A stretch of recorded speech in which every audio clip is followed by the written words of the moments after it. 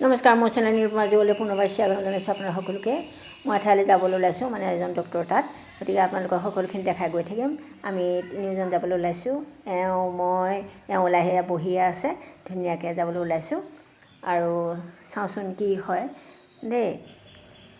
আমি এজন homoeopathic doctor তাত যাবলৈ ওলাইছোঁ। তেখেতৰ ঘৰ দেৰগাঁও নাৰিকলগুৰিত।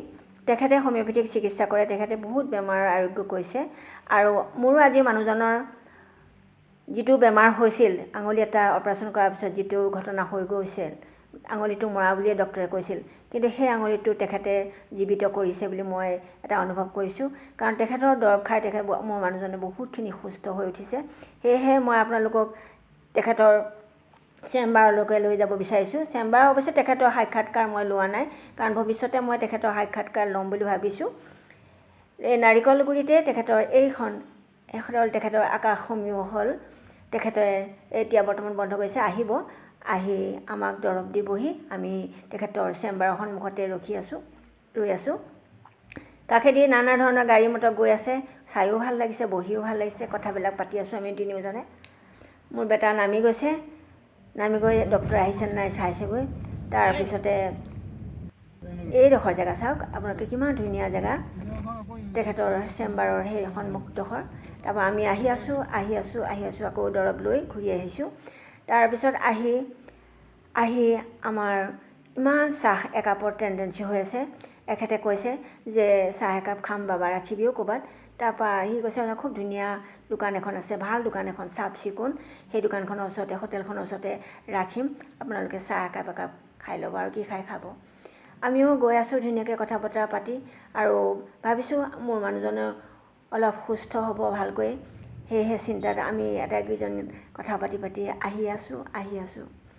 তাৰপিছতে কি কৰিম ভাবিছোঁ, তেখেতৰ ওচৰলৈ আকৌ যাব লগা হ'ব পাৰে। সেইখিনিতে এইখন চাহৰ দোকান চাওক।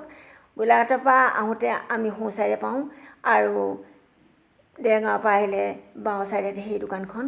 আমি একাপ চাহ লৈ বহিছোঁ, লগত এটা বৰফি নহয়, এটা গজা, আৰু একাপ ধুনীয়া চাহ। এয়া গজা আৰু একাপ ধুনীয়া চাহ লৈ বহিছোঁ। আমাক মিঠা খাব মানা কৰিছে, তথাপিও মানে গজাটো নতুনকৈ বনাইছে বুলি কোৱাৰ কাৰণে আমি গজা লোভী, গতিকে গজাটো খাবলৈ বহুত ইচ্ছা কৰিলোঁ। তেখেতেও হাঁহিছে, আপোনালোকে দৰৱ খাই আছে আকৌ গজা খাইছে। নহয় বোলো, আপোনাৰ দোকানৰ গজাটো বোলে বহুত ভাল বুলি কোৱা শুনিছোঁ। এইখনে চাওক দোকানখন। এই ওচৰৰ পাছৰে যিমানখিনি দোকানী আছে, যিমান মানুহ আছে, সকলোৱে এখেতৰ হোটেলৰ পৰাই চাহ খায় ৰেষ্টৰ সময়ত।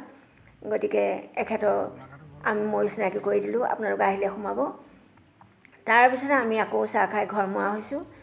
আহি আছোঁ আকৌ আমাৰ সংগীয়ে এঘৰৰ আজি নামঘৰত ভাগৱত পাঠ দিছে, তালৈকে যাম বুলি ভাবিছোঁ। এপাক সেৱা কৰি আহিমগৈ এখেতৰ আৰোগ্যৰ কাৰণে। গতিকে আমি চাহ খাই যাবলৈ ওলালোঁ। আহি আছোঁ। দেৰগাঁও ৰাস্তাটো সঁচাকৈ আজিকালি বহুত ডোখৰ সুন্দৰ হৈছে, বহল হৈছে। অৱশ্যে ঠায়ে ঠায়ে ধূলি আছে।